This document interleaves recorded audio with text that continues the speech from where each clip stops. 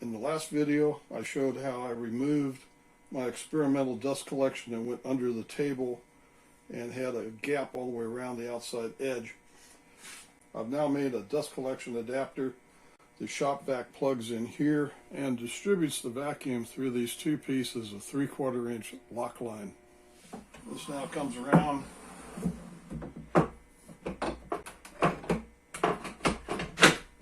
It fits down over these two studs.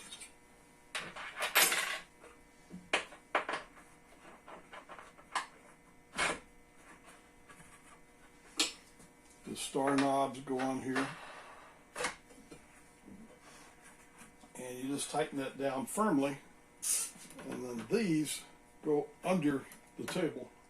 I adjust these two nozzles as close to the table as I can get. I don't want them to touch because when this is vibrating, it'll be banging on that table. I need to clear this reciprocating part, and then that vacuum picks up any of the small particles and the fine dust that comes down off the blade. Without this, all the sawdust and that ends up on this star knob and on this shaft and down here on the table and the floor. And this is proven to be collecting most of it. Works pretty well. The reverse tooth blades, most of the teeth are cutting downwards and they're taking the sawdust and particles down towards where my dust collection is. The reverse tooth occasionally is cutting upwards. It does bring stuff to the surface, and this blower is blowing it in this direction. And you're just going to have to live with that. The shop vac plugs in there. The 3/4 inch copper comes to the 3/4 lock line, and I have 1 inch that comes over to the other side and reduces to 3/4. I've done that to try and balance the vacuum. This line is longer. The lock line on both sides is the same length. I've used copper fittings here because they're solid and I can screw it down to the wood. And these things, when you move them around, there's a lot of resistance here. I wasn't comfortable with using plastic here, which could or would end up breaking. This is solid.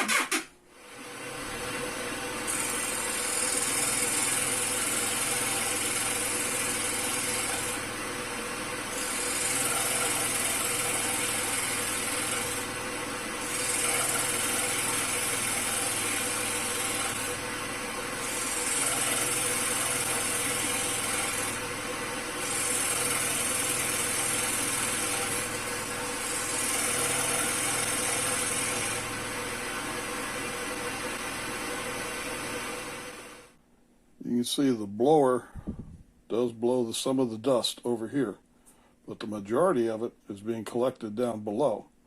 And when these little pieces fall down in here, about 90% of them are being picked up by that nozzle. So that's worked pretty well. And now when I look back under here, after the cutting, this is perfectly clean. This is clean. And for all practical purposes, that's pretty good. I've found it's not absolutely necessary to have this underneath by the saw blade. That one piece of lock line on the left side is picking up all the sawdust. So you can adjust this one to about here. You can see how it's drawing down the sawdust that comes over in this direction.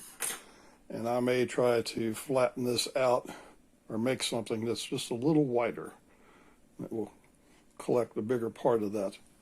You're not going to collect all the sawdust, but I think this is working pretty well. If you're working on a larger piece, you may be able to get this up here, get a little bit closer to the saw blade, but more times than not, that's in the way. Sometimes it works, sometimes it's in the way.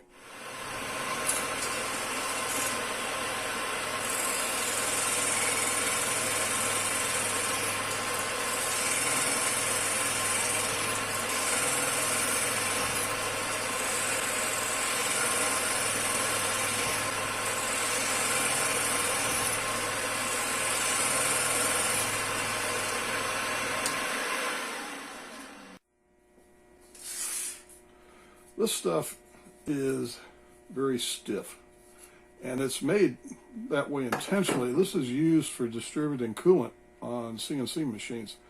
And so when you have the thrust of coolant coming out of here, you don't want these moving around on a CNC machine. And it's good here with the vacuum because it can vibrate, but it doesn't sag, it doesn't come up. And that's the same way with this smaller line that's over here on the dust blower. That's easy to work with. This stuff, this is another example where you need to be a knuckle-dragging, card-carrying Neanderthal. This is tough stuff to take apart and to put back together again. Now you can bend this over on itself. It will pop apart. You do need one of these pliers to help put it back together again. But the pliers will not take it apart.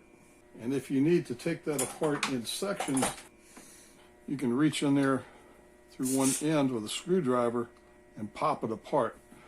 Wear your safety glasses and get ready to chase these pieces when they snap apart. To get this 3/4 inch NPT ball adapter piece in here, this does not work. This also does not work here. But you can put that on there, get it lined up, and smack it smartly with a rubber hammer, or I use this rawhide hammer, and it will pop on there. I cannot push this together manually. No way.